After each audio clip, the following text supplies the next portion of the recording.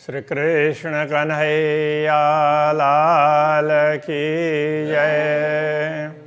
श्री निजानंद स्वामी की जय।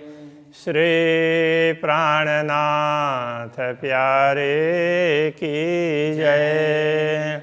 कहे मोहम्मद अरश अरवाह किया पहले बेवरा फुरमान, जिना हुई हक हिदायत सोए बात न करे बयान।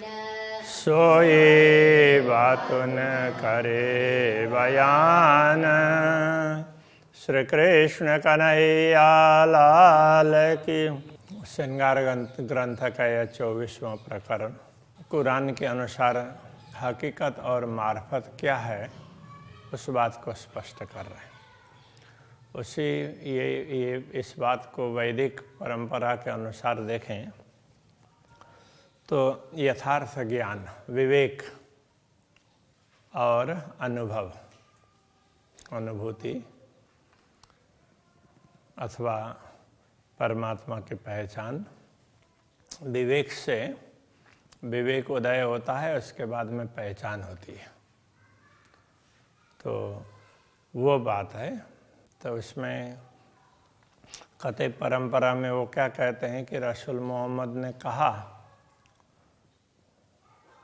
तो यही अंतिम ज्ञान है। जबकि प्राणनाथ जी ये समझाना चाह रहे हैं, देखो जो रसूल ने नहीं कहा, रसूल को कहने के लिए नहीं बोला था, वो बात हम कह रहे हैं, उस बात को तुम सुनो। सोई कहूँ हकीकत मार्फत जो रखी थी गुज रसूल।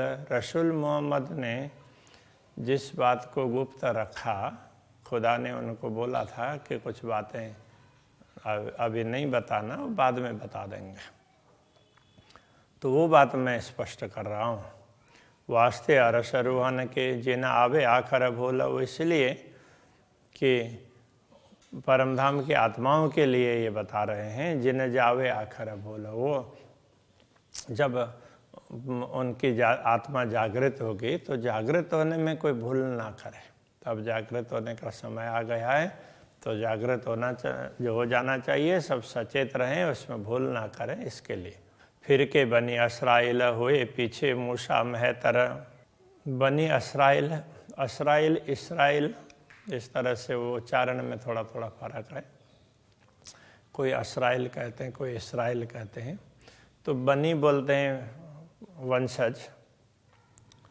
तो असराइल के वंश में फिरके हुए, अलग अलग समूह में बट गए। तो वो उसी वंश में हुए पीछे मूसा महतर। बाद में आकर के इस्राएल से कई पीढ़ियों के बाद में तो उस वंश में मूसा वो महतर हुए। तो महतर बोलते हैं तो अग्रज अथवा उसका उनके नायक, विशेष शिरोमणि बने। और उनके जो अब ये जो फिरके हैं, इनके फिरके का तात्पर्य समूह, अलग अलग गुटबंदी में अलग अलग गुट। तो ये बनी इसराइल, इसराइल के वंश में जब बाद में मूसा विशेष कहलाए, तो उनको मानने वालों में भी कई फिरके हो गए, कई अलग अलग फिरकों में वो बट गए। तो उसके कितने हैं, तो उसके लिए कहते हैं एक नाजी नारी 70 कहे फुरमान यूँ कर। कुरान में इस प्रकार कहा है कि मूसा के अनुयायी कितने, उसमें 71 उसमें फिरकों में बट गए, 71 गुट में। तो उनमें से एक है वो धर्मनिष्ठ है। नाजी कहने का तात्पर्य धर्मनिष्ठ, धर्म के प्रति निष्ठा रखने वाला। और बाकी नारी 70 प्रकार के हैं, वो उनको कोई धर्म के प्रति ज़्यादा इंटरेस्ट नहीं है। तो नारी कहने से उसका सीधा सीधा अर्थ वो नरकगामी, एक ही ऊर्ध्वगमन करने वाले होंगे, बाकी सब अधोगमन वाले ही होंगे। इस प्रकार से इनमें कहा कि ऐसे हुए। या ही भात ईसा के फिर के 72 कहे। इस प्रकार फिर ईसा हुए, तो ये उसमें कुरान में इस प्रकार से उल्लेख है, ऐसा कहना चाहते हैं कथ्य परंपरा में। तो इसी प्रकार तो ईसा के क्या हुए, या ही भात ईसा के फिर के 72 कहे। 72 फिरके हो गए, एक बढ़ गया, उनसे भी आगे बढ़ गए। तो उन 72 में एक नाजी 3 में हुआ, उनमें से एक ही नाजी उर्दूगामी और नारी 71 भये। तो शेष बाकी 71 हैं वो सब अधोगामी हुए हैं। 73 फिरके कहे मोहम्मद के 72 नारी एक नाजी। फिर रसूल मोहम्मद ने ये भी कहा कि मेरे अनुयायी भी 73 गुट में बट जाएंगे, तो उनमें 72 तो अधोगामी होंगे और एक ही ऊर्ध्वगामी होगा, ऐसा करके कहा। नारी जलसी आग में, तो जो अधोगामी होंगे वो सब नरक की अग्नि में जलेंगे। नाजी हिदायत हक की, एक ही ऊर्ध्वगामी समूह होगा, वो परमात्मा की हिदायत उनके मार्गदर्शन के अनुसार चलेगा। जाहिर पहचान है तिनकी ले चलत मायने बातन। तो उनकी पहचान स्पष्ट है, जो नाजी हैं उनकी, कि वो क्या करते हैं, ले चलता मायने बातन। तो धर्म ग्रंथों के गूढ़ रहस्यों को समझेंगे। खुदा ने भी कुछ कहा है, परमात्मा ने, तो उसमें गूढ़ बात क्या है उस बात को समझेंगे। कौल फैल चाल रूह नजर इनो असल बकार सतन। उनका कौल फैल हाल, उनके वचन, मन वचन और कर्म। तो वचन, फैल कर्म और फैल वो मन और चाल उनके कर्म, मन वचन और कर्म। इनो असल बका अरसतन। इनका वो इनका मूल परमधाम है, इसलिए उसके अनुसार इनका होगा, उनका आचरण, उनकी मनस्थिति, उनके वचन इस प्रकार के होंगे। फुरमान आया जिन पर ए सोई जाने इशारत। इन्हीं आत्माओं के लिए यथार्थ में परमात्मा का संदेश आया है। बाकी सब लोगों के लिए तो दुनिया में कैसे रहना वो पहले से कहा ही गया था। ए सोई जाने इशारत, उसमें कोई भी संकेत की बात बताई है तो वो यही समझ सकती है। ले मार्फत बैठे अर्श में बीच बका खिलवत। तो वो परमात्मा की पहचान करके तो वो अपने आप को भी पहचानेंगे और वो परमधाम में बैठे हुए अनुभव करेंगे। हम तो परमात्मा के चरणों में ही, हम तो दुनिया में कहीं गए नहीं। इस प्रकार से वो समझेंगे। ए इल्म कहे खेल उड़ जावे बका कंकरी देखे। तो ये जो ज्ञान इन ब्रह्मात्माओं के लिए आया है उसको वो उस ज्ञान, ये इल्म क्या कहता है, ए इल्म कहे खेल उड़ जावे बका कंकरी देखे। तो यदि अखंड की एक छोटा सा कण भी हो, उसके समक्ष ये दुनिया का खेल तो कुछ भी नहीं है। ये तो उस एक कण के समक्ष भी उड़ जाता है। तो इस तरह से ये बात तारतम्य ज्ञान कह रहा है। तो अरस रूहों की नज़रों ख्वाब रहे क्यों कर। तो ब्रह्मात्माओं की दृष्टि में फिर ये स्वप्न कैसे रहेगा, तो रह ही नहीं सकता ना। तो मोमिन तन में हुकुम फैल करे लिए रूहल हुज्जत। तो ब्रह्मात्माओं के शरीर में क्या है कि वो पूर्ण ब्रह्म परमात्मा का आदेश काम कर रहा है, इसलिए वो ब्रह्मात्मा होने का दावा करके तो वही आदेश दुनिया में आया है। उसने ही ये अलग अलग शरीर धारण किए है और ब्रह्मात्मा को नाम लिया है। तो वास्तव में तो ब्रह्मात्मा तो दुनिया में आती नहीं है, ये कहना चाह रहे हैं। वास्ते आदि रोहन के ए हके करी हिकमत है। तो श्यामा जी और ब्रह्मात्माओं को खेल दिखाने के लिए और अपना प्रेम किस प्रकार से महत्वपूर्ण है वो समझाने के लिए पूर्ण ब्रह्म परमात्मा ने ये बड़ी कुशलता से इस प्रकार की घटना घटाई है। तो कया रस दिल मोमिन, तो ब्रह्मात्माओं को इसीलिए धाम हृदया कहा है। ना मोमिन जुदे अरस से, परमात्मा परम धाम से अलग तो हो ही नहीं सकती। पर ये जाने अरवाह अरस की जो करी वेश कहा कैल में, किंतु इस रहस्य को परमधाम की आत्मा ही जान सकती है कि जो ब्रह्म ज्ञान तारतम ज्ञान से संदेह रहित बनी है, उनको ही ये सब पता चलता है। बशरी मलकी और हकी तीन सूरत मोहम्मद कीजिए। रसूल मोहम्मद ने ये कहलाया था कि खुदा का काम करने वाले मोहम्मद हैं, उनके भी बशरी मलकी और हकी तीन प्रकार के स्वरूप होंगे। ये तीनों सूरत दे शायरी आखिर अरश देखा भी, ये तीनों ही इन ब्रह्मात्माओं को साक्षी देंगे और अंतिम में जो स्वरूप प्रकट होंगे वो क्या करेंगे, तो वो परमधाम को दिखाएंगे, वो स्पष्ट करके समझा देंगे। रूहों हक अरस नजरों हुक्म नजर खेल माही, रूहों के ब्रह्मात्माओं की दृष्टि तो परमधाम में है, किंतु हुक्म नजर खेल माही, श्री राज्य के आदेश की दृष्टि दुनिया में है, इसलिए उसके कारण ब्रह्मात्माओं की दृष्टि भी दुनिया में पड़ी है। अरस नजी कर रूहों को खेल से इत धोखा जरा नाही, जो परमधाम इस खेल में रहते हुए भी ना ब्रह्मात्माओं के लिए तो परमधाम दूर नहीं है। ये तो धोखा जरा नहीं, इस बात में कोई भी संदेह नहीं है। तो हक सेहरग से नजी का कोई जाने ना दुदन नहीं भी ना, तो इसीलिए ये कहा कि परमात्मा से अत्यंत निकट तो यही परमात्माएं हैं। ये स्थिर ज्ञान ब्रह्म ज्ञान के बिना, तारतम ज्ञान के बिना दूसरा कोई इस बात को समझ नहीं सकता।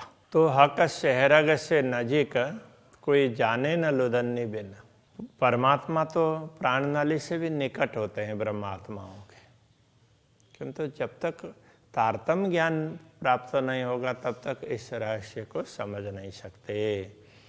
ये लिखा फुरमान में यूं ही रो अल्लाह कहे वचन, इस प्रकार की बात कुरान आदि ग्रंथों में बताई है और सदगुरु श्री देवचंद्र जी महाराज प्रकट हुए, उन्होंने इस बात को और स्पष्ट करके समझा दिया। ज्यों ज्यों होवे अरसना जी का खेल त्यों त्यों होवे दूर, तो जैसे जैसे परमधाम निकट होने लगेगा तो परमधाम के तरफ दृष्टि जाने लग जाएगी, वैसे दुनिया के प्रति की दृष्टि है वो कम होती जाएगी, दूर होती जाएगी। यूँ करते छुटिया खेल नजरों, ऐसा करते करते खेल के प्रति जो दृष्टि है दुनिया के प्रति ये छूटने लग जाएगी। तो रूहें कदम ताले हजूर, तब परमात्माओं को अनुभव होगा, अरे हम तो पूर्ण ब्रह्म परमात्मा के चरणों में तो बैठे, हम तो कहीं यहाँ दूर है ही नहीं, ऐसा अनुभव होगा। नजर खेल से उतरती देखिए त्यों अरस नजीक नजर, जैसे जैसे नश्वर खेल से नजर हटती जाएगी तो ऐसे ऐसे परमधाम दिखता रहेगा, नजीक दिखेगा। यूँ करते लैल मीटी रूहों, ऐसा करते करते ब्रह्मात्माओं के समक्ष अज्ञान की रात्रि मिट जाएगी। दिन हुआ अरस फजर, तो ये परमधाम दिखने वाला दिन हो जाएगा। तो फजर तो वो उसमें कहते परंपरा में फजर की बात करते हैं कि आत्माएं जागृत होंगी तो ब्रह्म ज्ञान का सूर्य उदय होगा, उसके बाद में पूरा दिन छा जाएगा तो सब कुछ स्पष्ट हो जाएगा। तो ये ऐसा दिन आ गया है, प्रभात भी हो गया और अब दिन का प्रभात आरंभ हो गया है। ये जो देत देखाई वजूद रूह मोमिन बीच नाशुत, तो जो दुनिया में ब्रह्मात्माओं का स्वरूप दिखाई दे रहा है, जो आकृति दिखाई दे रही है, तो ब्रह्मात्माओं के रूह मोमिन बीच नाशोत। इस नाशोत नश्वर जगत में ब्रह्मात्माओं का स्वरूप जो कुछ दिखाई दे रहा है, ब्रह्मात्माओं की आकृति, ये दुनी जाने इत बोलता, ये बैठे बोले माहे लाहोत। तो दुनिया तो ये समझती है कि ये दुनिया में हम जैसे ही हैं और हमारी तरह से बात कर रहे हैं, किंतु ब्रह्मा आत्माएं ऐसे दुनिया में नहीं होती है। उनका भाव तो परमधाम का होता है, तो परमधाम में बैठे बैठे वो बात करती है। तो बातों न गुज लाहू तका जाहिर सब करता, इसलिए परमधाम के गूढ़ रहस्यों को भी वो स्पष्ट कर देती है। ना तो अरश बका की रोशनी क्यों होवे जाहिर एत, नहीं तो परमधाम का ज्ञान, ब्रह्म ज्ञान ये दुनिया में कैसे प्रकट होता। अर्श बक्का हमेशा की हकहादी रूहें बाहेदत, दिव्य परमधाम में, परमधाम शाश्वत है और श्री राज्य श्यामा जी और ब्रह्मात्माएं तो वहाँ नित्य लीला करते हैं। ये तीन खेल हुए जो लैल में, ऐसा हुआ न कोई कबू कित। तो ये परमधाम की ब्रह्मात्माएं और श्यामा जी के लिए इस नश्वर जगत में भी तो ये खेल हुआ है। ये खेल, ऐसे खेल ना तीन प्रकार के हुए, तीन खेल हुए जो लैल में। तो कुरान के अनुसार तो पहले हुद पैगंबर के समय पर, नूह पैगंबर के समय पर और क़यामत के समय पर। तो इसके लिए ब्रजरास और जागनी ये समय ऐसा है करके समझाते हैं। तो खाकी बुत कायम किए जो किया वास्ते खेल मत। तो खाकी बुत का तात्पर्य नश्वर तन। तो जिन्होंने नश्वर तन धारण किया है, तो दुनिया के जीव है उनको भी अखंड कर दिया। जो किया वास्ते खेल मत, तो ये सारा खेल, ये सारा दृश्य ब्रह्मात्माओं के लिए स्पेशल रूप से बनाया है। इसलिए तो जो नश्वर तन है उनको भी अखंड कर दिया। इन नश्वर शरीर के द्वारा की हुई लीलाएं उसको भी अंकित कर दिया, अखंड कर दिया। रूहों पटदे बक्का बुलाए के दे 14 तबकों विस्त। तो अब तो ब्रह्मात्माओं को तो दुनिया के तरफ से, दुनिया की तरफ दृष्टि देख रही है, दुनिया, उनकी दृष्टि दुनिया की तरफ है, दुनिया देख रही है, तो उधर से उनको पर्दा कर देंगे और उनको अपने मूल में ही जागृत कर देंगे। और दुनिया के जो दूसरे लोग हैं जिन्होंने जो उनके साथ में लीला कर रहे होते हैं, तो उनको फिर उनको मुक्ति स्थल प्रदान करेंगे। 14 लोग के अन्य लोगों को सिफत करेंगे, सब कोई दुनी भिस्त कीजिए। तो ये बहिष्ठ की दुनिया है, तो वो जो भी होंगी बहिष्ठ में जाने वाली, तो वो सब ब्रह्मात्माओं की महिमा गाएंगी। हक हादी रूहें बाई दत्त भिस्त हुई इन वास्ते। तो यथार्थ में श्री राज्य श्यामा जी और ब्रह्मात्माएं वो तो अद्वैत स्वरूप में है। तो हादी और रूहें श्यामा जी और ब्रह्मात्माएं पूर्ण ब्रह्म परमात्मा के अद्वैत स्वरूप में हैं, और उनके लिए ही भिस्त हुई इन वास्ते। तो उनके लिए ही दुनिया के जीवों को भी मुक्ति स्थल प्रदान किया है। तो ये कथ्य परंपरा में जैसा समझाया है उसका रहस्य स्पष्ट कर रहे। अर्श रूह कभी ना रहे, विरह न सके एक छिन्न। परमधाम की आत्माएं तो पूर्ण ब्रह्म परमात्मा के बिना नहीं रह सकती, एक क्षण के लिए भी वो विरह सहन नहीं कर सकती। जब एलमे हुई अर्श बेशकी रूहें रहे न बिना वतन। जब ब्रह्म ज्ञान प्राप्त होने के बाद में उनको परमधाम के विषय में पता चल गया, तो फिर ऐसी आत्मा अपने घर के बिना दुनिया में रह नहीं सकती, दुनिया को अपना घर मान करके नहीं रह सकती। जो कदी मोमिन तन में हुक्म, तो हुक्म भी रहे ना ही। तो यदि ब्रह्मात्माओं के इस नश्वर शरीर में पूर्ण ब्रह्म का आदेश काम कर रहा है, तो वो भी टिकने वाला नहीं है, वो भी तो इसको छोड़ करके जाएगा। क्यों न रहे इत हुक्म, हुक्म बिना क्यों फिरत। अब ये हुक्म यहाँ क्यों रह रहा है? तो दूसरा हुक्म होगा तभी तो पहले वाला हुक्म लौटेगा ना।